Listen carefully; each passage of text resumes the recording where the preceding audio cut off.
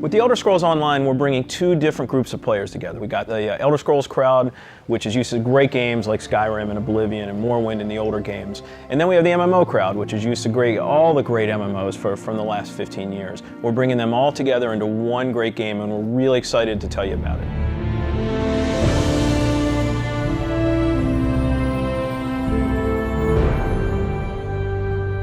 Elder Scrolls Online, everything you need to know about it is right in the name. It's Elder Scrolls, but it's online. And when the team set out, they wanted to create strategic real-time combat. We wanted to create a lot of world immersion. We wanted to create a landscape that was rewarded exploration. But all of that had to be brought together with really great social systems. So Elder Scrolls Online, it's set 1,000 years before Skyrim. And not only is it 1,000 years before Skyrim, but it draws on all the legends and everything that you've read about in the books that you find in Elder Scrolls games. So we've got 20 years of lore to draw upon. We made sure that Morrowind, Cyrodiil, and Skyrim feel like they do in Elder Scrolls 3, 4, and 5. The art style is right in line with those titles. Now you can explore all of Tamriel. You can return to places that you've seen before, and you can explore new places that you've never been.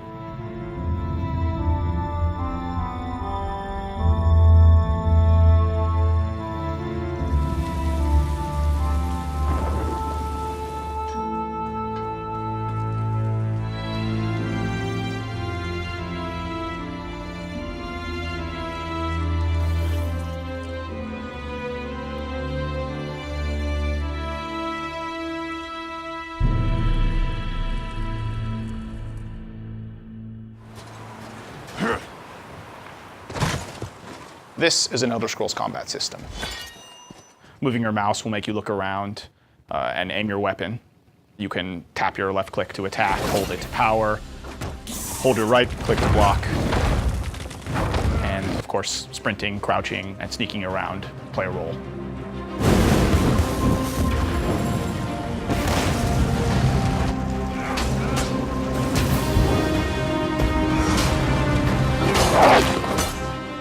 All of our characters are designed so that hundreds of them can be on screen at one time.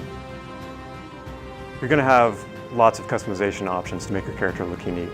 You'll find Dwarven armors, Daedric armors, Elven armors, basically all the types of armor styles and customization options that you expect from an Elder Scrolls game and the Elder Scrolls lore. By far the worst experience of any online game is at its launch when you're trying to find your friends. You can't find people, you create a character on one shard and then you find out everyone else is on another shard and you have to move. That experience is not good. So we are not going to have shards. We have a technology we call Mega Server where all players are on one server. So all your friends are right there, you just create a character, you click play and you go. The game is smart about where to put you. It puts you in game spaces with your friends, with your guildmates. It's a way to be connected with everyone and the game figures out where to put you. So with Elder Scrolls Online, one of the big things is that you'll be able to get together with your friends and overcome obstacles. So things like public dungeons, heroic dungeons, but most importantly, when you participate with your friends or even just with strangers, you're not competing for resources. You're all working together to overcome something and you get equal credit for that.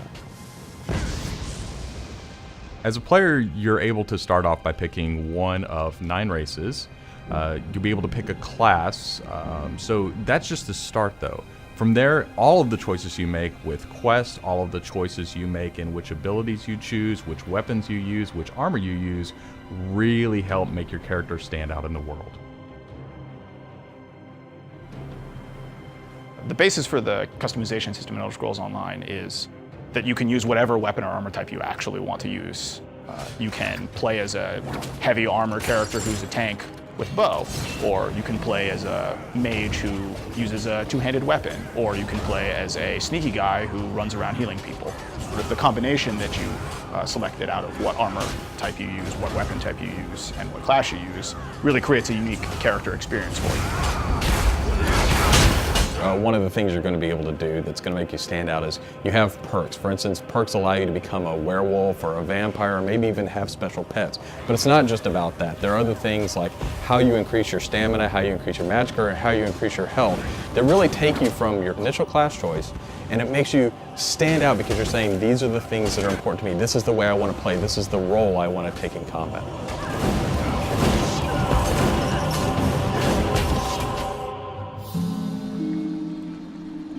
Questing in Elder Scrolls Online was built around a pretty simple concept, and that was that we wanted the player to explore. And we wanted, when the player explored, for them to be able to see something around a corner and say, oh, well, I was on this quest, but now I see something over there that's really interesting. And so they had this decision point of, which thing do I do next? And that's really where we want the player to go. It's not what do I do next, it's which one of these things do I do next. The way a player finds quests in our game is really through exploration. As they wander around the world, we have an on-screen compass, and that really points out the areas of opportunity or points of interest to the player. When the player finds a point of interest in the world, this is really where all of our story content is. And they're an opportunity for the player to make a change in the world. And a really good example of that is there's a werewolf invasion. When the player gets there, they fend off the werewolf invasion, they save the town, and every time you come back to that village, you'll be remembered and thanked by the villagers. The werewolves will be gone just like you would have in Oblivion as the hero of Clutch. Once you hit level 50, that's really where the game opens up. At this point, you're going into Cyrodiil to PvP, or you're deciding you want to go on a heroic raid with your guild and your friends, or maybe you might go into an adventure zone, which is our way of getting you into a zone where you can play solo, you can play with a small group, or you can play with a really large group to overcome obstacles.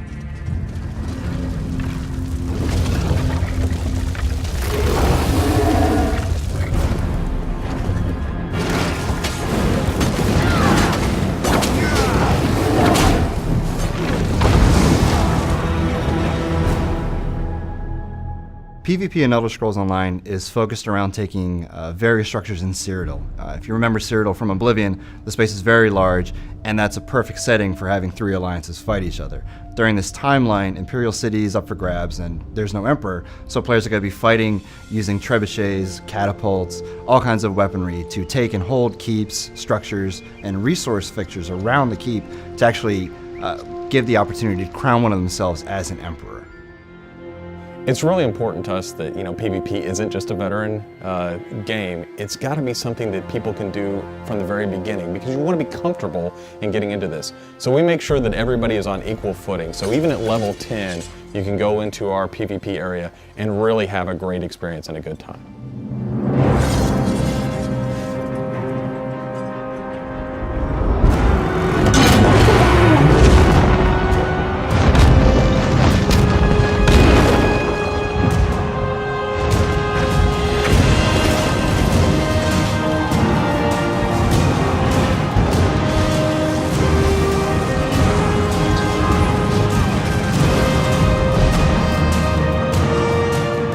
With a game the size of the Elder Scrolls Online, it's really hard to, in one demo, one presentation, one video, to list everything about the game. So what you've heard today are the basics. Over time, we're going to go into more depth in everything you've heard about today, and then all the other systems which we haven't talked about yet. All these elements are going to come together and make Elder Scrolls Online the next great online RPG.